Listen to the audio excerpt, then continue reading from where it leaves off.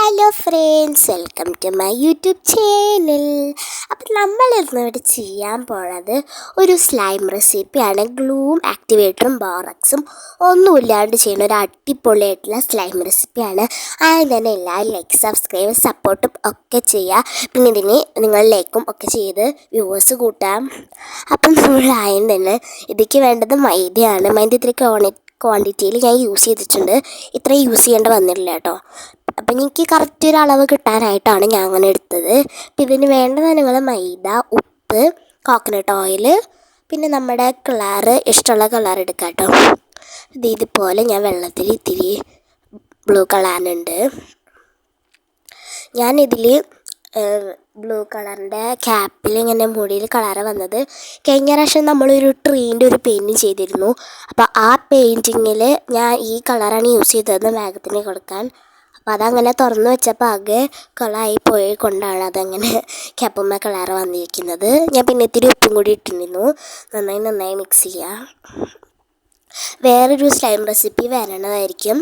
അത് ഞാൻ ചെയ്യണത് ഹാൻഡ് വാഷും പിന്നെ പഞ്ചസാരയും മാത്രം കൊണ്ടാണ്. പിന്നെ അത് ഫ്രിഡ്ജിൽ വെക്കണം, അത്രേ ഉള്ളൂ. അപ്പോൾ ആ വീഡിയോ വരുന്നതായിരിക്കും.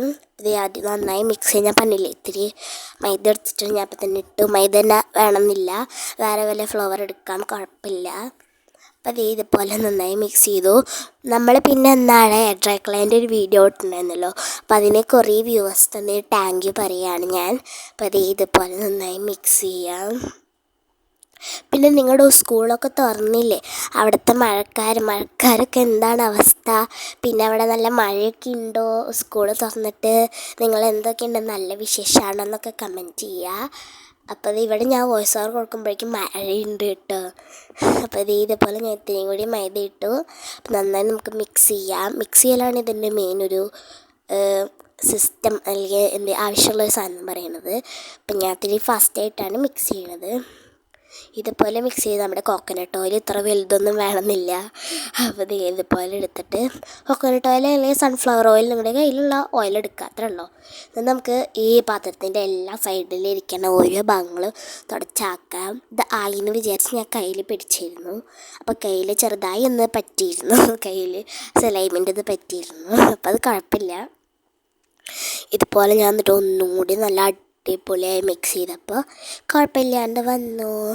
അപ്പോൾ ഇതാണ് നമ്മുടെ സ്ലൈം കേട്ടോ. അപ്പോൾ ഈ മിക്സ് ചെയ്തുകൊണ്ടിരിക്കുകയാണത്, നല്ല മരം മിക്സ് ചെയ്യണം. അപ്പോൾ ഇതാണ് നമ്മുടെ സ്ലൈം.